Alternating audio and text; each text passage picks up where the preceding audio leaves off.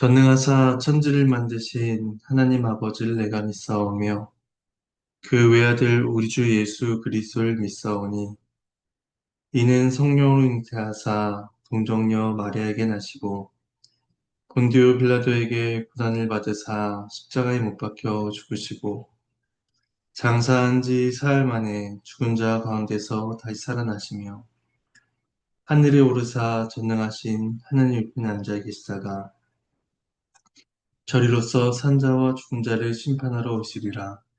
성령을 믿사오며 거룩한 공예와 성도가 서로 교통하는 것과 죄를 사해 주시는 것과 몸이 다시 사는 것과 영원히 산 것을 믿사옵나이다.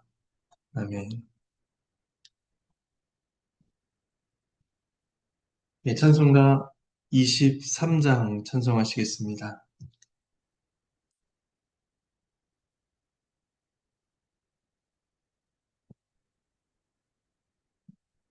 찬송가 23장 1절과 4절을 찬송하시겠습니다. 찬송합니다. 만입이 내게 있으면 그 입 닫아지고 내 구주 주시는 종을 늘 찬송하겠네. 내 죄의 권세 깨뜨려 그 결박 푸시고 이 추한 마음을 비로소 곧 정케 하셨네. 아멘.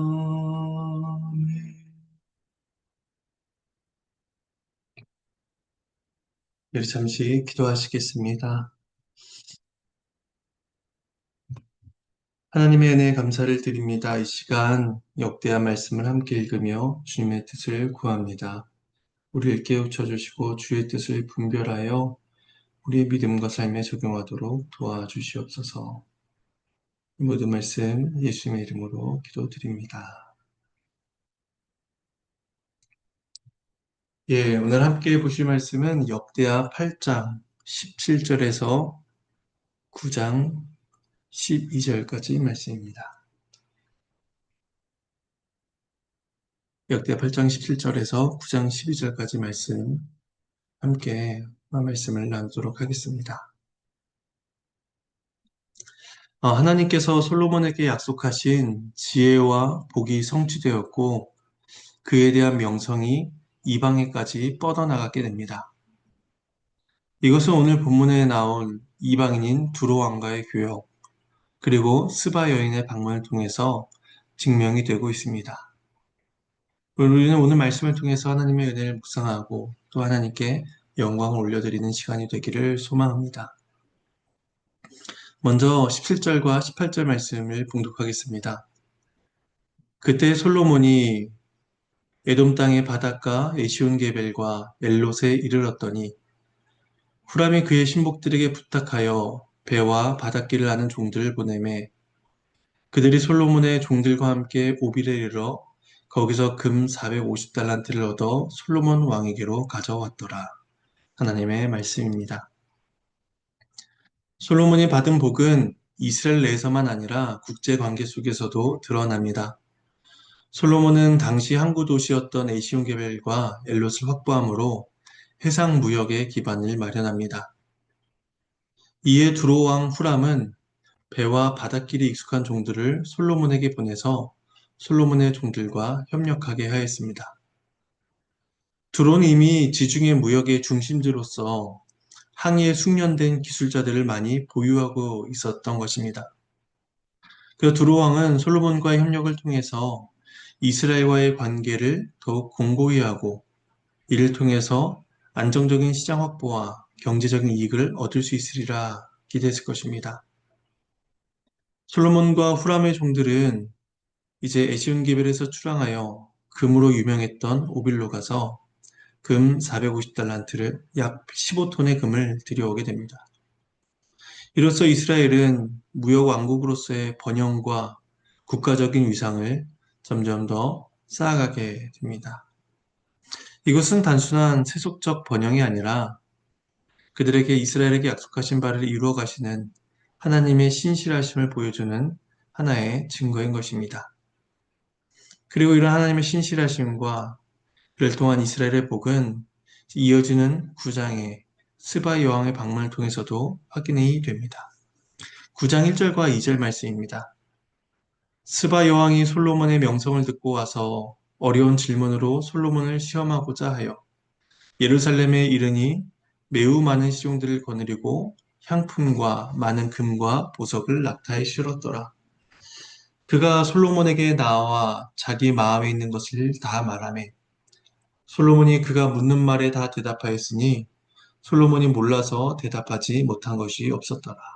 하나님의 말씀입니다. 스바 여왕이 솔로몬의 명성을 듣고 그를 시험하기 위해 예루살렘에 찾아옵니다. 스바는 이스라엘에서 남동쪽으로 약 2500km 떨어진 곳으로서 솔로몬의 명성이 매우 멀리까지 퍼져갔다는 것을 알 수 있습니다. 또한 그 명성이 일반 사람들에게서 확인되는 것과는 전혀 다른 차원의 것이다 라는 사실을 이제 듣고 이스바엘은 그 먼 거리를 마다하지 않고 찾아옵니다. 물론 여왕이 많은 시종과 또 보물들을 가지고 방문하는 것을 볼 때에 정치적인 이유도 있었을 것이다 추정할 수 있습니다. 솔로몬이 에시온 계비를 중심으로 국제적인 정세도 확장하고 있었기 때문에 이 여왕은 두로왕과 같이 그 정치적으로 우호적인 관계를 맺기 원했을 것입니다. 하지만 오늘 본문은 국제 정세보다 솔로몬의 지혜와 부, 그리고 그 모든 것들을 베푸신 하나님의 능력과 은혜를 드러낸 데에 더 집중하고 있습니다. 스바 여왕은 궁금했던 모든 것을 질문했고 솔로몬은 모든 물음에 막힘없이 대답을 합니다. 열왕기상 4장 32절과 33절에 의하면 솔로몬이 잠언 3000가지를 말하였고 그의 노래는 1005편이며 초목과 짐승, 새와 기어다니는 것과 물고기에 대해서 이제 폭넓은 지식을 가지고 있었음을 알 수가 있습니다. 따라서 그가 대답하지 못한 질문은 없었던 것입니다. 3절에서 7절 말씀입니다. 스바 여왕이 솔로몬의 지혜와 그가 건축한 궁과 그의 상의 음식물과 그의 신하들의 좌석과 그의 신하들이 도열한 것과 그들의 공복과 술 관원들과 그들의 공복과 여호와의 전에 올라가는 층계를 보고 정신이 황홀하여 왕께 말하되 내가 내 나라에서 당신의 행위와 당신의 지혜에 대하여 들은 소문이 진실하도다. 내가 그 말들을 믿지 아니하였더니 이제 와서 본즉 당신의 지혜가 크다 한 말이 그 절반도 못 되니 당신 내가 들은 소문보다 더하도다. 복되도다 당신의 사람들이여 복되도다 당신의 신하들이여 항상 당신 앞에 서서 당신의 지혜를 들음이로다. 하나님의 말씀입니다. 솔로몬과의 대화가 끝난 후 여왕은 궁궐의 여러 면들을 둘러봅니다. 왕의 만찬에 올라온 요리들, 신하들의 도열, 그리고 의복들, 성전에 올라간 층계를 다 바라봅니다. 그 모든 모습들이 얼마나 화려하고 질서 있으며 또 웅장하고 위엄이 있었는지 스바 여왕은 정신이 황홀할 정도였습니다. 이러한 장면은 하나님이 베푸신 지혜가 이스라엘 사회 곳곳에 나타나고 있음을 암시해 줍니다. 정치, 경제, 예술, 학문 등 모든 분야에서 하나님 나라의 영광이 충만히 드러나고 있는 것입니다. 따라서 이것은 왕국 내부의 화려함만을 이야기하는 것이 아니었습니다. 여왕은 솔로몬의 지혜만이 아니라 자신이 직접 목격한 그 영광, 하나님 나라의 영광에 압도를 당하게 됩니다. 그리고 그녀는 자신이 느낀 바를 표현하는데 두 가지로 정리해 볼 수가 있습니다. 첫 번째는 자신이 고국에서 들은 솔로몬의 행위와 지혜가 사실이었음을 인정하는 것입니다. 그는 처음에 그 소문을 믿지 않았습니다. 그런데 직접 와서 보니 그 소문이 진실되었음을 깨닫게 된 것입니다. 뿐만 아니라 자신이 들었던 그 소문이 실제 솔로몬의 지혜의 절반에도 미치지 못한다라는 것을 깨닫게 됩니다. 우리는 고린도전서 2장 9절에서 사도 바울의 말씀을 생각해 볼 수가 있습니다. 기록된 바 하나님이 자기를 사랑한 자들을 위하여 예비하신 모든 것은 눈으로 보지 못하고 귀로 듣지 못하고 사람의 마음으로 생각하지도 못하였다 함과 같으니라. 고린도전서 2장 9절 말씀입니다. 그리스도 안에서 베푸신 그 구원의 은혜는 사람이 눈으로도 귀로도 마음으로도 경험하지 못한 그런 일이며 감히 상상해 보지 못한 일들입니다. 어느 사람이 창조주이신 하나님의 아들이 육신이 되어 우리와 같이 되시고 우리의 모든 허물을 대신하여 죽으신다 라는 그러한 생각을 감히 할 수가 있을까요? 또한 사랑하는 자들을 위하여 성령 하나님을 보내사 그들과 함께 거하신다 라는 사실을 어느 누가 감히 상상할 수 있을까요? 하나님은 놀라운 은혜를 우리를 위해서 예비해 놓으셨습니다. 근데 스바 여왕이 경험한 것이 바로 이런 것들이었습니다.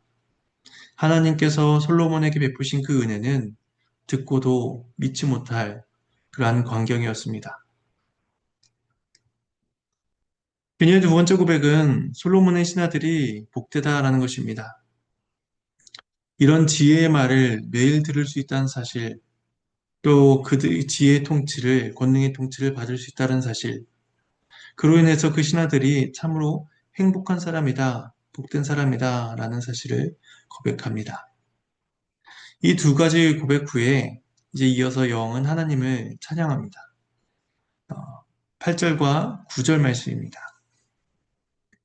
당신의 하나님 여호와를 송축할지로다. 하나님이 당신을 기뻐하시고 그 자리에 오리사. 당신의 하나님 여호와를 위하여 왕이 되게 하셨도다. 당신의 하나님이 이스라엘을 사랑하사 영원히 견고하게 하시려고 당신을 세워 그들의 왕으로 삼아 정의와 공의를 행하게 하셨도다 하고 이에 그가 금 120달란트와 매우 많은 향품과 보석을 왕께 드렸으니 스바 여왕이 솔로몬 왕께 드린 향품 같은 것이 전에는 없었더라. 하나님의 말씀입니다. 놀랍게도 이 찬양의 내용에는 하나님께서 솔로몬을 왕으로 세우신 이유와 목적이 나타납니다. 먼저는 그를 왕으로 삼으신 이유가 하나님께서 그를 기뻐하셨기 때문이다 라는 것입니다. 어떠한 자격과 공로 때문이 아니라 하나님의 주권적인 선택에 기이한 일이었습니다. 다윗이 그와 같은 이유로 선택을 받았고 아브라함과 이삭과 야곱이 같은 이유로 언약 백성이 되었습니다. 우리 역시도 하나님의 기뻐하심을 받은 자들인 것입니다. 이처럼 하나님의 주권적 섭리에 따라 왕이 된 솔로몬은 이제 하나님을 위한 왕이 되어야만 합니다. 이것이 그가 가진 왕권의 첫째 되는 목적이며 그의 삶의 첫째 되는 목적입니다. 솔로몬은 자신의 정욕과 쾌락을 위해서 자신에게 주어진 권력을 사용하지 말고 오직 하나님의 영광을 위해 전심전력해야 했던 것입니다. 그래서 성전을 건축하는 것도 하나님을 위한 일이며 지혜와 명철을 얻게 된 것도 하나님을 위한 일로서 행해져야만 합니다. 그리고 하나님께서 솔로몬을 왕으로 세우신 것에는 이스라엘 백성을 위한 목적도 있으셨습니다. 이스라엘을 사랑하사 그들을 영원히 견고하게 하시고자 하신 것이었습니다.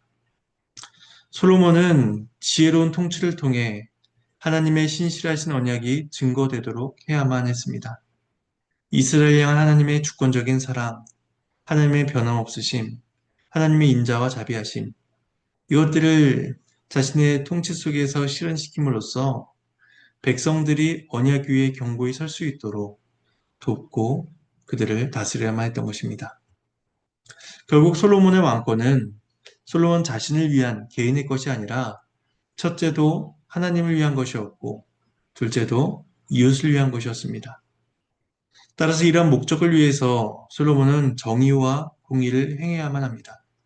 폭력과 강요, 공포와 압제로 백성들을 몰아가는 것이 아니라 하나님의 의로우심에 따라 하나님의 뜻을 실현해야만 하는 것입니다.